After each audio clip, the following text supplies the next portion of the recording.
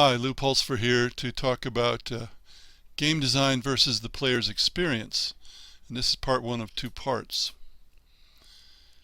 There's more to a game than just what you put into the design. The player's experience comes not only from your design, but from a lot of factors that you as a designer can't control or rarely can control.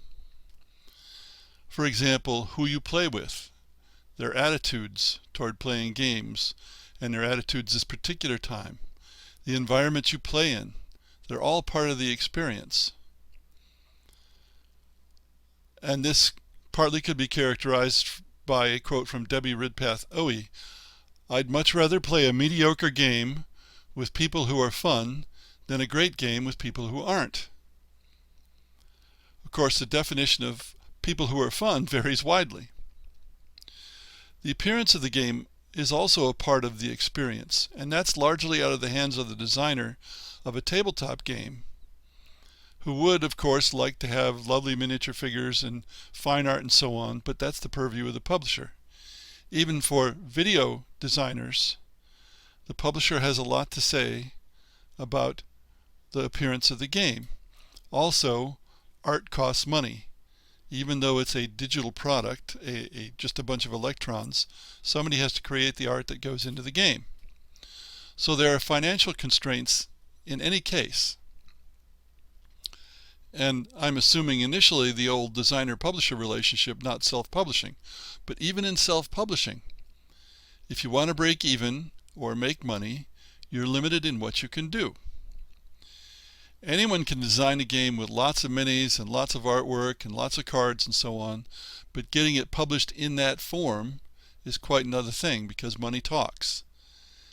If the game's going to cost $150, there's going to be a problem, most likely.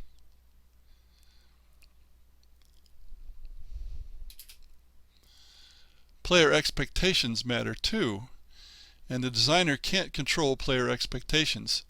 I kind of laugh when I see survey questions that ask, "Did such and such a product meet your expectations?" Well, duh.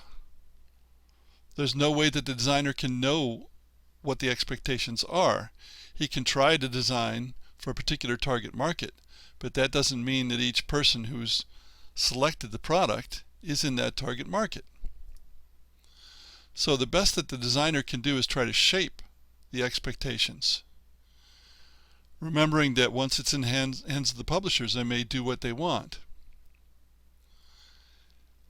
And in the end, we're in a narcissistic era. Many people tend to assume the world will conform to their expectations, and that includes games. So they blame the world or the game when that doesn't happen. Related to this is the notion that you can say about a game, "That's not the way to play." To me, that's ridiculous, and especially the designer can't do that. Sometimes players try to do that. For example, I was told a story by the victim who was playing a railroad game, and the other people playing knew each other. Well, the railroad game rules allowed you to block a route. But when he did this just before somebody was going to complete the route, the other player said, "Oh, no, no, no, no, that's not the way to play the game." And he pointed out, "But it's in the rules." "Well, we don't care," and they proceeded to eliminate him because he didn't play the way they wanted to play. Another example, in Ticket to Ride, a friend told me that he played a particular way just to mess with people's heads, and when I later became familiar with Ticket to Ride, I saw that his method had just as much chance of winning as a normal method. The normal method is you build routes as you go along, you draw cards, and so on and so forth. What he did for the first half of the game was just draw cards. Well, the result was the other players didn't have a clue about what he was going to do, and when he did decide to start laying down trains, he was getting more points per card used. So other things being equal, he probably had at least as good and probably a better chance of winning than the people who were playing the typical way. But when somebody plays that way, it freaks the other people out because they're not used to it. Another thing you can see is toadying, I call it, in RPGs, where relatively low-level characters go along with much higher-level characters and get experience that, for them, runs them up very rapidly to higher levels. That was designed into Dungeons & Dragons, but some people make an art of toadying. Is that the way to play? Is that not the way to play? Well, if it's in the rules, it can be done that way.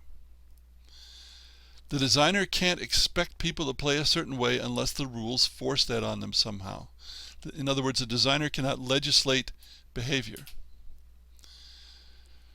Now, some designers go farther. They want everyone to have a good time while playing the game, even if they lose.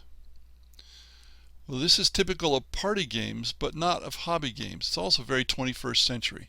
Everyone wants a reward for participation and isn't expected to earn anything. That's different from the way hobby games were played in the past, but it's really always been the way party games were played, and family games as well. So, what can a designer do? You can try to design games that don't require a certain kind of gameplay behavior from the players. Now, I'm not talking about things like cheating and normal etiquette of playing games. I'm talking about the actual play of the game, the playing style. For example, if you don't want players to block or attack each other in certain ways, you've got to make the game rules so that it either cannot be done or that it clearly is a behavior that leads away from victory rather than toward it. If the rules allow a player to do something, some players will take advantage of it. That should be obvious. We can also ask how much of the look of the game is controlled by the designer. Well, for video games, I think that the publisher has a very powerful input, but if the game is designed and created before the publisher becomes involved, then the designer is going to have a great deal to say about the look of the game. If it's a case where the publisher is paying the studio to make the game, then the studio has to conform or they don't get paid. For tabletop games, typically the publisher completely controls the look of the game, the graphics. It's very rare, although it does happen, that the designer is also a graphic artist and makes the look of the game and the publisher accepts that. And for example, the publisher decides whether 3D pieces are affordable and how many pieces you can have in the game and how many cards you can have in the game, because it's the publisher's money. So this also leads to a basic question about the looks of the game, and we'll discuss that more in part 2.